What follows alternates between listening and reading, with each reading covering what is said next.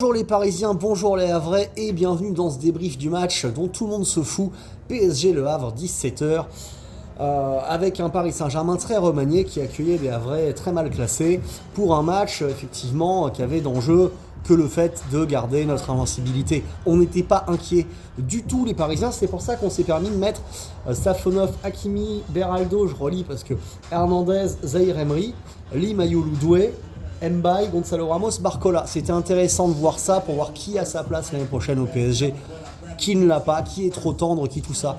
Bon, moi j'ai vu Doué très au-dessus des autres dans cette équipe-là.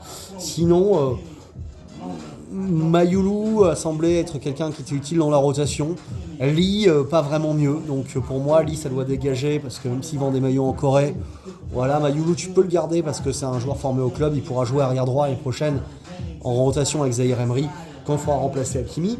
Et devant, Gonzalo Ramos qui marque le deuxième but du 2-0 sur justement un centre de Mayoulou, passe devant, pas non plus marqué énormément de points. Tu avais plutôt un bon Barcola. Voilà, donc le PSG a ouvert le score 1-0 dès la 8ème minute. Ce sera tout, une première mi-temps nettement dominée, tranquille, sans furia, sans masterclass, rien du tout. Deuxième but, début de deuxième mi-temps. Juste 10 minutes après, les Havrais réduisent le score de la tête sur un corner, 2-1, encore une faiblesse, mais qui veut rien dire vu qu'on avait fait beaucoup tourner. Puis après, on a fait rentrer les Nuno Mendes, les Vitinha, les Joao Neves, les Kvaratskhelia, un peu pour donner du rythme à tout le monde.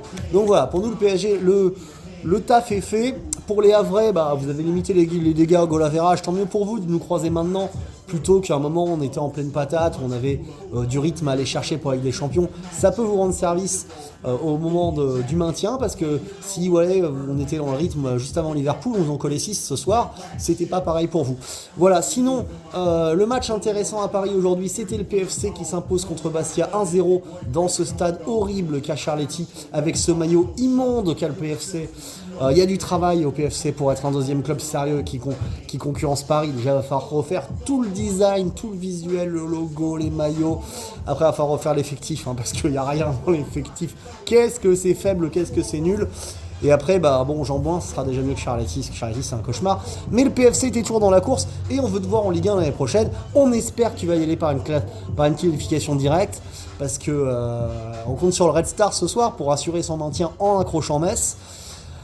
Parce que s'il faut encore repasser par les barrages, ça ne te réussit pas le PFC. Voilà, rien d'autre à dire sur ce match, les gars. J'ai été sympa de faire ce débrief quand même, parce que je suis pas sûr que vous étiez nombreux à le regarder, le match. Et vous n'avez pas raté grand-chose. Voilà, on a eu une première mi-temps intéressante, vaguement, une deuxième poussive et sans grand intérêt. Allez, ciao à tous.